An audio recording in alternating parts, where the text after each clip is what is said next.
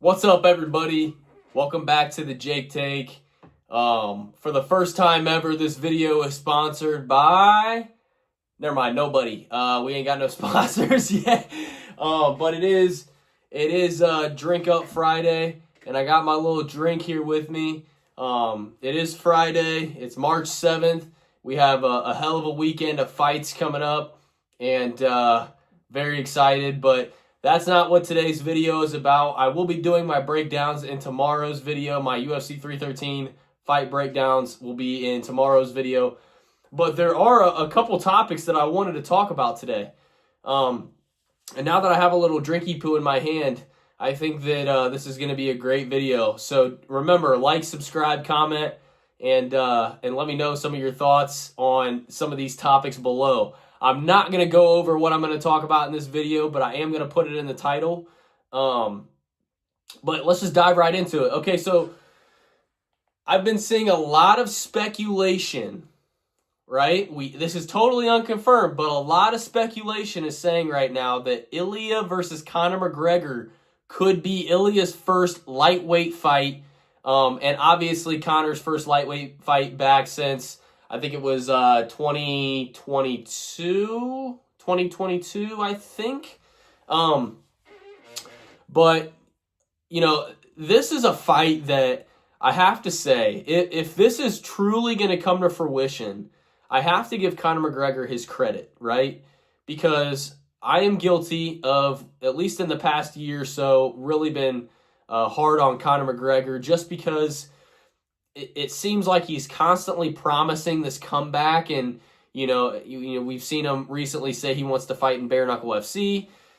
He's constantly saying he's going to come back and fight in the UFC, greatest comeback in sports history, and yet we only really see him slugging beers like I am right now, and smoking some J's, which nothing's wrong with smoking some J's and drinking some brews, but when you are constantly promising a comeback fight, it doesn't really make sense. My personal opinion on Conor McGregor is the dude is he a billionaire at this point? I think he's a billionaire at this point. And if he doesn't want to come back and fight, he doesn't have to. And there's nothing wrong with that. But just stop saying that you are. Like, I don't know, right? I mean, it's all a marketing scheme. I don't want to say scheme even. It's all a marketing campaign for... if he does eventually decide to come back. But in my humble opinion, stop telling the crowd that you're going to come back when you know damn well you're not. So look, my opinion on if he does come back and fight Ilia, I will shut up and I'll zip my mouth, because that's a harder fight than Michael Chandler. I mean, you come back, fight Ilia Topuria, he's coming off a win against two legends, Max Holloway and Alexander Volkanovski. I can't even blame you. If you want to come back and fight Ilia, that is, I mean, correct me if I'm wrong, that might be, other than an Islam fight, the hardest fight to come back to. And look, who's to say it's not equal, right? Who's to say it's not equal? We haven't seen those two duke it out yet. I say yet because I have a pretty good feeling that we will see Ilia versus Islam in the future, as long as Ilia can keep up his win streak in the lightweight division. But guys, I mean, if this is a fight that really comes to fruition, we're looking at one of the biggest fights in UFC history. And personally, I think this is a bigger fight than John Jones versus Aspinall. I really do. I think that Conor McGregor coming back and fighting a guy like Ilia Topuria, who has been on a fucking rampage in featherweight, who's a big featherweight. He's a big featherweight. Apparently, he weighs 187 pounds outside of camp. So for Conor McGregor to come back and take a fight like this would deserve nothing but respect. So we'll kind of see what happens there. I don't know if he would, and I don't know if it would be smart, but we all know Conor McGregor, and the dude's a coked up maniac. He'll do whatever the hell he wants. So we'll kind of see what happens there, and I'll obviously keep everyone updated on the channel.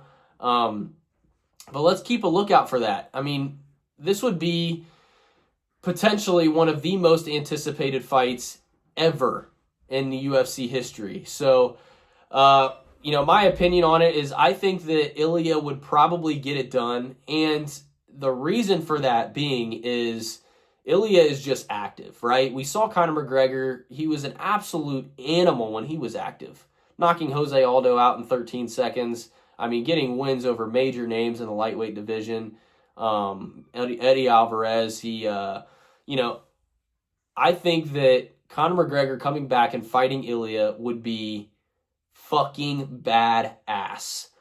So, the Dana White did come out and say, I made a previous video on what I thought the fight would be, but I really think that this could be it. This could be the fight that Dana White was talking about at UFC Tampa. Conor McGregor versus Ilia Topuria. Unconfirmed, but very anticipated. So, let me know your thoughts on that in the comments below if you guys would want to see that. I have a hard time believing anybody would not want to see that, but let me hear some of your comments in the below, because I want to know what your opinion on the outcome of that fight would be. So let me know. Moving on to Stephen A. Smith and LeBron.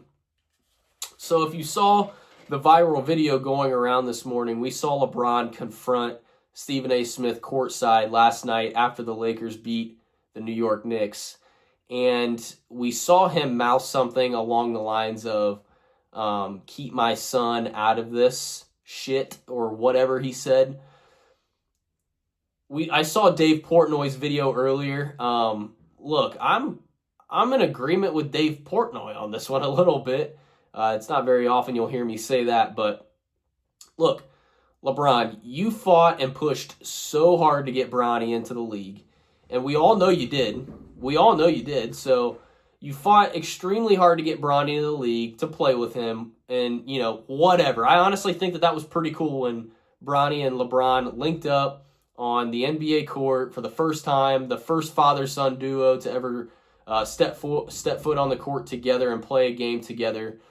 But right now, Bronny is averaging 0.3 points, 0.3 assists, and 0.4 rebounds in the NBA.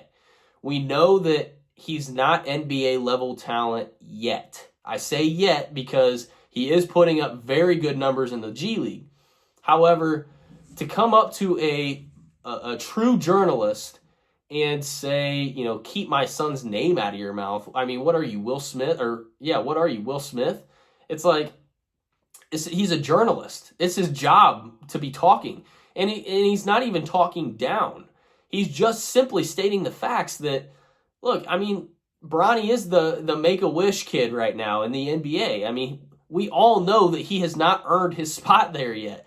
And look, I think that if you put him in the G League, it's only healthy. Keep him in the G League so that he can build up the confidence to eventually make it to an NBA roster and potentially dominate just like his dad. We don't know. But to act like it's just such a, why would you ever talk about my son? Like, everybody was going to talk about it when you're the first father-son duo to ever play together in the NBA. So, of course, people are going to talk about it. Of course, Jaylen Brown's going to say that he's not ready for this shit. Of course, people are going to be talking about it because, look, LeBron, you're arguably one of the greatest basketball players ever. And your first son, his goal is to make it to the NBA. But when we notice that, there are plenty of college, Cooper Flagg right now is better than Bronny James. I mean, you have to look at the facts, and it's not personal. I don't think Stephen A. Smith, I haven't really been big on him in the past, but recently I've been watching him a little bit more, and I've never seen him dissing on Bronny. He's talking about the facts. That's his job as a journalist, to talk about facts. And right now, I mean, it's a proven fact that Bronny is not yet ready for the NBA.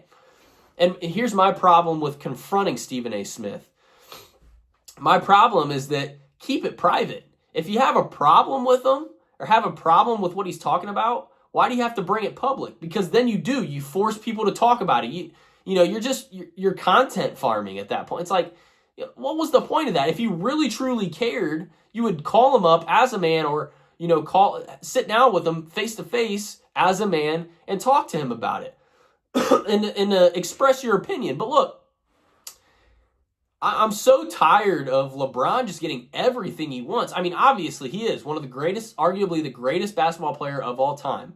But why are we pandering to this dude? He also just recently stole a spot from Norman Powell on a chance to make his first All-Star. And this he's coming to the press conference the night of the game saying, well, I'm actually not going to play tonight. But he's all up in the picture. It's like LeBron is just not it anymore. Like, he's just not it anymore. The dude's 40. Things are coming out about him being on PEDs right now. I don't know if I believe that or not. I think that when you're doing this at 40 years old, it's pretty unnatural. You have to have some sort of crazy fucking diet and crazy workout plan to be continuing to play the same way that you have been, like potentially even better than what you were doing in your 20s. So, look, this needs to stop. Stephen A. Smith, he's doing his job as a reporter. But also, don't back down when LeBron comes at you like that courtside. Like, I guess I know that you don't want to get into a big fat confrontation, and obviously you're not going to take him on 1v1. But, I mean, why would you back down in your statement? It was a father coming to me. Yeah, but look, he was doing his job.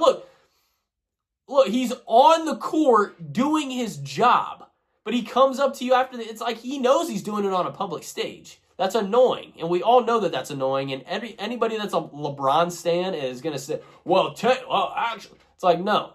That everybody in their right mind knows that was just not a smart thing to do. Like, do it man to man. Why you got to do it publicly on the court like that after the game when the dude's sitting courtside? I don't even know if he was actually working that night. He's just sitting there watching the games. What's your deal, bro? Anyways, I could go on a rant on LeBron forever because the dude is just completely. I'm a Cavs fan. And look, man, I was a LeBron stan for a little bit, but this is just getting old, man. This is just really getting old. So, the last thing I wanted to talk about, too, on this today, cheers.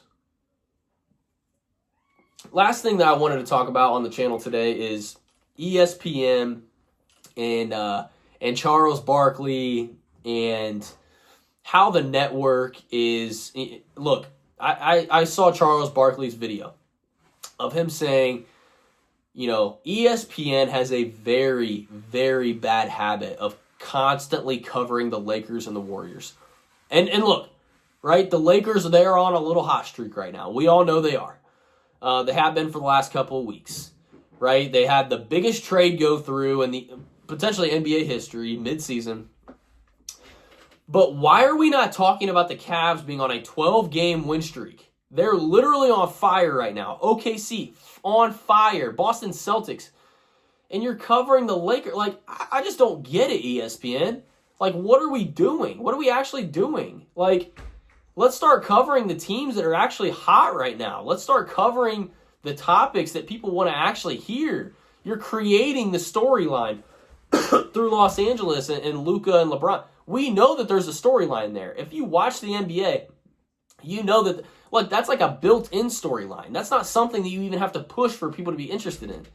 But right now, and I'm not even saying this as a Cavs fan. I'm saying OKC. I'm saying Boston. Like, why are we not talking about any of these other teams? I'm confused, ESPN. Why are we constantly talking about the Lakers? Cool. Like, I would honestly watch First Take. I tuned in today at 10 a.m. when First Take started and watched Stephen A. Smith give his little, wimpy little comeback to LeBron because he's scared of him. But I proceeded to watch, and they just went on about the Lakers again. It's like, do we forget that other teams play basketball too? And, there's other stars. You don't have to create a storyline with LeBron and Luka. It's already there. So, it's just, look, I've kind of turned off all those. That's kind of why I started this channel, is because I've turned off all of these stupid-ass shows that want to just constantly go over the same teams. Charles Barkley called it as it was last night about Kendrick Perkins, who is extremely guilty of just constantly covering the same shit every show. And look, people are tired of it. If you're a Lakers fan, you're not. And even I watched a little bit of Shannon Sharp and Chad Ochocinco's podcast, and they're even talking about, well, there's a storyline behind the Lakers right now. And yeah, there is, but like I said, it's not something that you have to manufacture. If you're into basketball, if you're into the Lakers, this is not a storyline that has to be created. This is something that's extremely obvious. But The Cavs have won 12 straight games. The Oklahoma City Thunder are on fire right now with an MVP. And nobody's talking about it. Nobody's talking about it. It's crazy. So, if you stayed to the end of this video, I appreciate it. Remember, like, subscribe, comment. Leave your comments below. I'm interested to hear what people think about all this stuff. And enjoy your Friday. I'm coming out with a video tomorrow giving my fight predictions. And everybody, cheers. Peace.